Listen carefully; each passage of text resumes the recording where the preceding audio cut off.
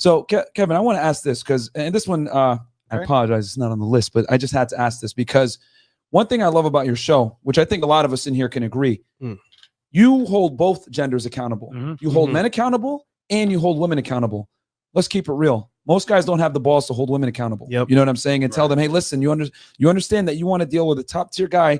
This is what you have to do. And when I do watch your show, you ask very deliberate, controlled questions, and the women answer truthfully, and then you tell them exactly, okay, well, this is your mess up. And then they can't really, there's not much they can say because you're doing it in a respectful manner, despite them sometimes being too emotional. And my question is this, because you're like, you keep it real with these women, unlike other people. I'm like, let's say Derek Jackson for one, right? You know, can you tell us a little bit about, I mean, if you want to get into it, the biggest difference between someone like yourself versus, you know, someone like Derek Jackson telling these girls what they want to hear? Okay. Let me relate it back to business. Yeah. Let's go. In sales, if you're in a salesperson, there's a book called The Challenger Sale. Pick it up. Read it.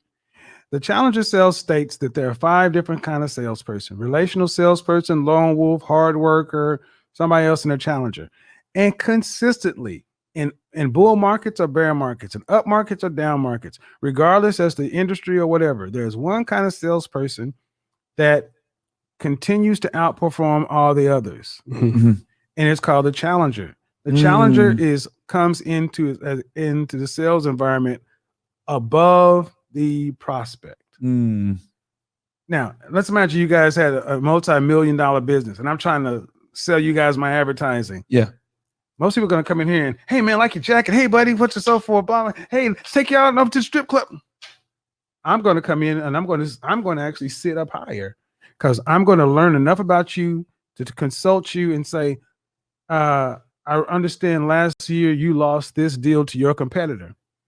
So it's the consultative sales approach of a challenger, and a challenger salesperson does 3 things in any process. They teach, they tailor, and they take control.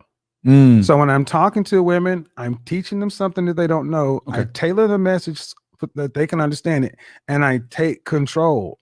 And that's why most women are kind of like receptive to the message, because no one's ever kind of framed it that way, right?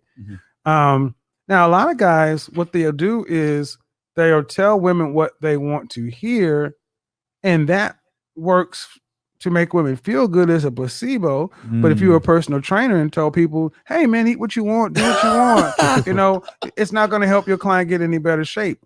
And again, women are recognizing after this beer bug, they look to the right, look to the left, there's no man there. They're saying these outcomes are not working. So a guy like myself is saying something different than everybody else and showing the outcomes. My show accidentally has saved marriages. I get emails weekly. You saved my marriage. Women have called into my show saying that I'm a better wife. I'm on my husband's team. My one lady left me flat-footed. She's like, my future generations owe their lives to you. Wow. That's powerful. That's serious. I'm like, huh? And because at the end of the day, it's about outcomes. And when I held my men's event, MIT, I told guys 2 things. Guys, life happens out there and life is about people. Ladies have forgotten that men have a want and a desire in this thing. And that's what a lot of ladies are finally starting to understand, and it's working for them. So strangely enough, it's working. Wow, man. Yeah, I mean, and that's the thing, like, it's rare to get that kind of, you know, a praise from them, because you're I mean, let's be honest, you're telling them the truth, the uncomfortable and unflattering realities.